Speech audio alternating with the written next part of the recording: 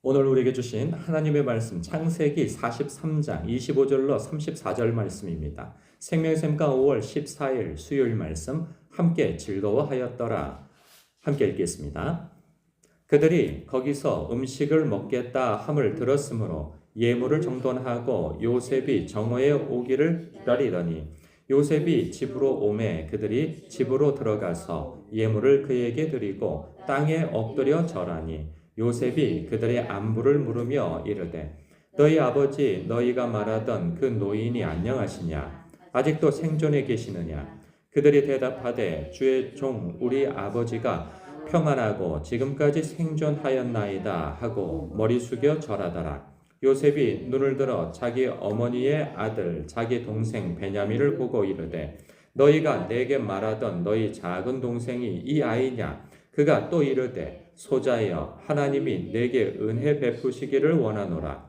요셉이 아우를 사랑하는 마음이 복받쳐 급히 울 곳을 찾아 안방으로 들어가서 울고 얼굴을 씻고 나와서 그 정을 억제하고 음식을 차리라 하매 그들이 요셉에게 따로 차리고 그 형제들에게 따로 차리고 그와 함께 먹는 애굽 사람에게도 따로 차리니 애굽 사람은 히브리 사람과 같이 먹으면 부정을 입음이었더라. 그들이 요셉 앞에 앉되 그들의 나이에 따라 앉히게 되니 그들이 서로 이상히 여겼더라.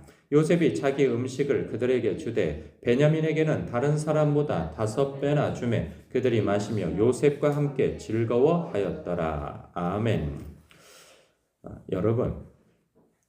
여러분은 그 우는 자와 함께 우는 것이 쉽습니까? 웃는 자와 함께 웃는 것이 쉽습니까? 저도 그런 줄 알았어요. 그런데 예전에 제 지인 목사님이 그런 말씀을 하시더라고요.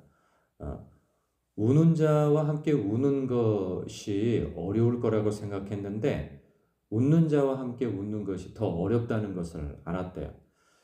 왜냐하면 사람이요 시기심이 생기기 때문에 그렇다는 거예요. 내가 평소에는 내가 괜찮다고 생각할 때에는 웃는 자와 함께 웃어줄 수 있는데 내 일이 잘 안 되거나 나와 비슷한 사람이 나보다 더 잘 될 때 뒤돌아서 씁쓸한 마음이 생긴다는 거예요. 그러니까 상대적 박탈감 혹은 나는 뭐야 이런 생각 혹은 내가 인정받고 사랑받아야 할 자리에 다른 사람이 사랑을 받거나 인정을 받는다고 생각되어질 때 그 말할 수 없는 그 씁쓸함과 그 서운함과 그 뭔가 묘한 기분 나쁨이 있다는 거예요. 그런데 그때는 제가 그걸 잘 이해하지 못했어요. 그런데 나중에 그것을 경험한 바가 있어요. 아, 이게 이런 감정인가 보다. 그러니까 나랑 똑같이 혹은 나보다 더 늦게 목회를 시작했는데 나보다 더 잘 돼.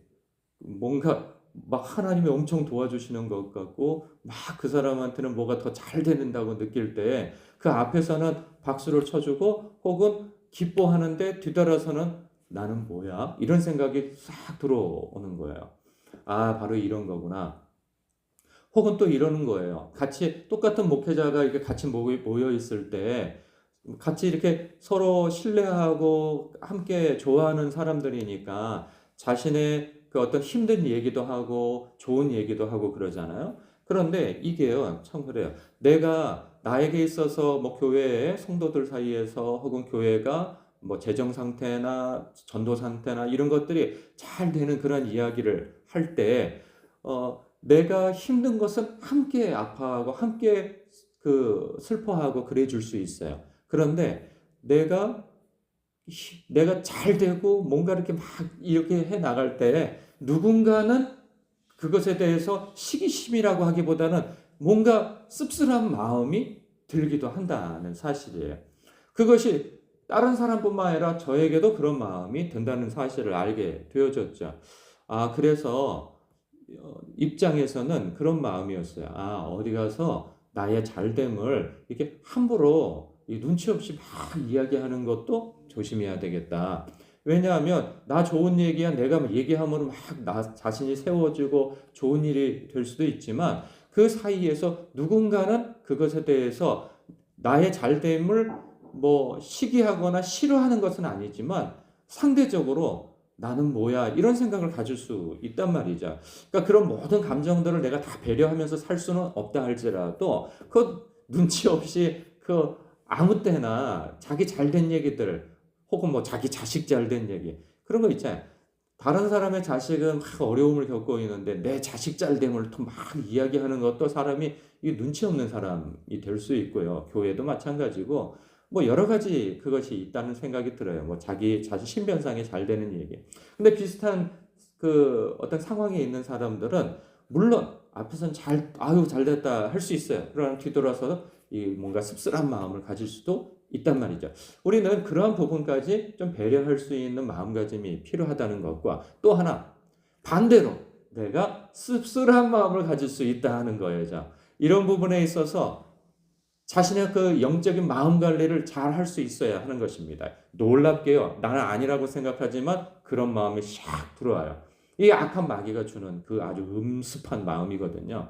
하나님께서 우리에게 주시는 그 선한 마음들이 있는데 그리고 분명히 하늘에 속한 모든 신령한 복을 다 받은 자요 하나님과 동행하는 사람이요 하늘 아버지의 그러한 돌보심을 받는 그 신실하신 분의 사랑과 돌보심과 은혜가 있는 사람임에도 불구하고 하나님은 각자의 그런 삶의 배경 속에서 그 사람에 맞는 스케줄로 합력하여 선을 이루시고 복을 이루시는 그 가운데 여정 가운데 있음에도 불구하고 하나님의 선하신 손길을 신뢰하지 못하게 되어질 때 그런 마음이 들게 되어진단 말이죠. 여기에서도 오늘 말씀 보면은 이 요셉의 형들이 요셉 즉 애굽의 총리의 요구대로 어렵게 아버지를 설득하여서 베냐민을 막내 동생을 데리고 왔어요. 그 마음이 지금 요셉이 나타나기 전까지도 그 연회장에서 막 불안불안한 거죠. 우리를 전부 다 종삼으려고 하는 것이 아니냐. 우리의 재산을 다 빼앗아 가려고 하는 것이 아니냐. 아니면 우리 가운데 누군가를 또 볼모 삼으려고 하는 것이 아니냐. 막 불안불안하단 말이죠. 이전에 경험한 게 있어서. 그런 상황 속에서 갑작스럽게 연회를 베풀고 다른 곳이 아니라 총리의 집에서 그들을 초대하여서 함께 식탁 교제를 나눈다는 것은 그 마음으로 하여금 굉장히 안심을 하게 만든단 말이에요. 거기다 음식도 아주 푸짐하게 준비하고 이런 가운데에서 웃고 떠들고 할 때 이 긴장감이 쫙 풀어지는 거죠. 그때 요셉이 한 가지 더 시험하는 게 있었어요. 그것이 무엇이냐 하면 34절이에요. 요셉이 자기 음식을 그들에게 주되 다 똑같이 나눠주는데 베냐민에게는 특별히 다른 사람보다 5배나 더 주었다 하는 거예요. 이 자리에 있는 형제들은 어떤 생각이 들었을까요? 그런 마음 들었을까요? 아마 이 상황에서는 그런 마음 전혀 들지 않았을까요? 왜냐하면 계속 불안 가운데 있었기 때문에 괜히 왜 베냐민을 왜 데려오라고 했을까? 얘를 잡으려고 하는 것일까? 아니면 다른 그런 불안감이 계속 있는데 아주 우호적으로 그것도 제일 막내 동생 이제는 과거와 달라요.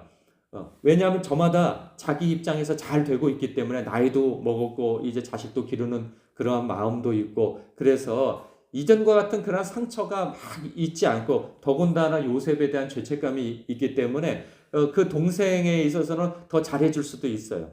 그러니 그들의 최고의 미션은 뭐냐? 모두가 다 집으로 돌아가는 데 있는 거예요. 양식을 가지고.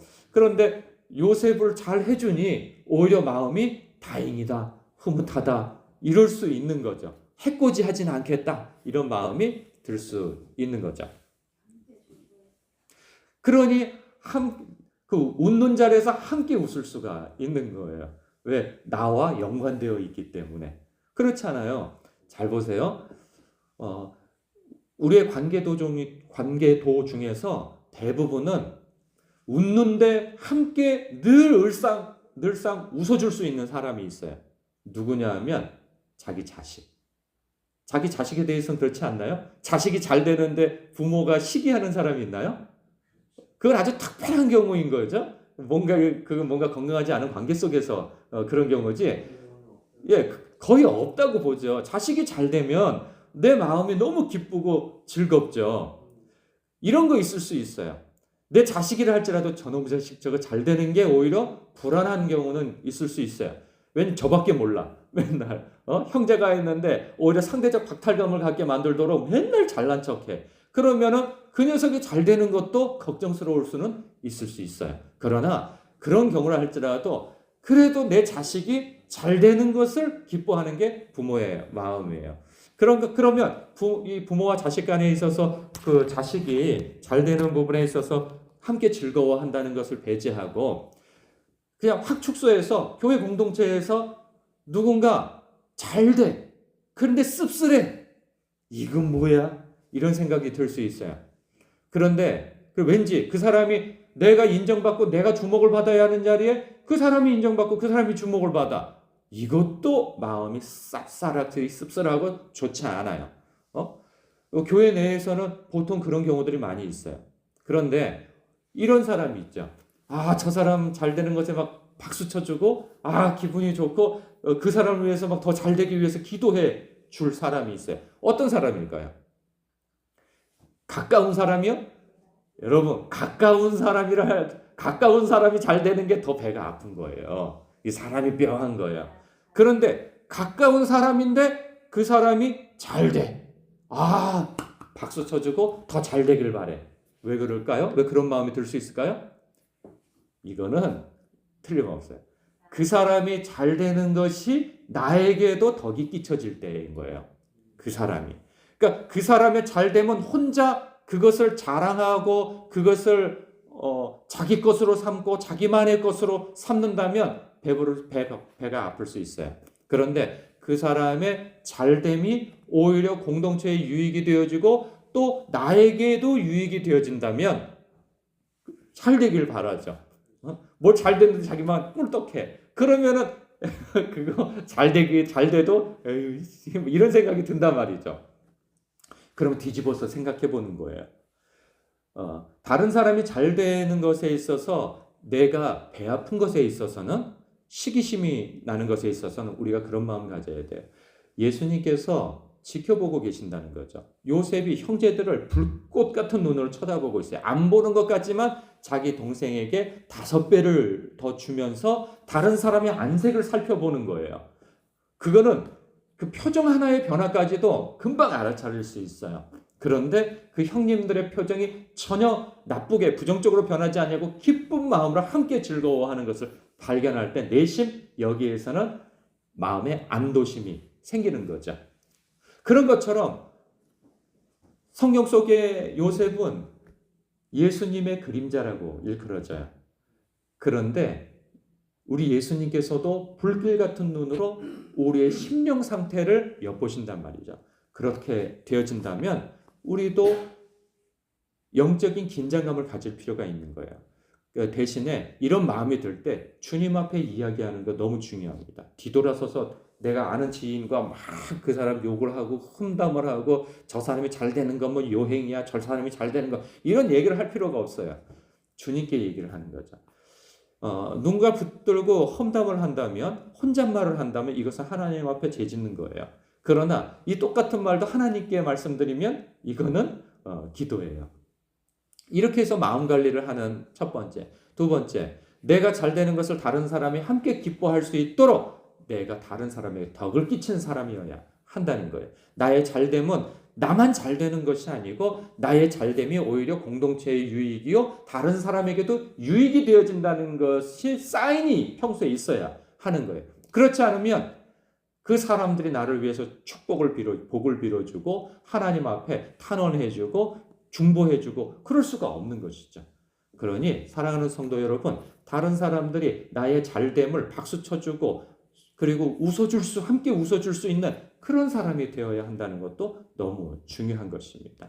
이 말씀이 여러분들에게 깊이 묵상되어져서 그래 나는 다른 사람이 웃을 때 나도 좋지 이렇게 내 상태가 좋을 때 생각하는 것으로 끝날 것이 아니고 이런 사례와 이런 상황이 내 마음에 감추어져 있구나 스스로 자성하며 또한 이 자기 성찰을 하여 하나님 이 말씀 앞에 바른 묵상 이후에 나의 올바른 삶의 태도를 갖기를 주님의 이름으로 축복합니다. 기도하겠습니다.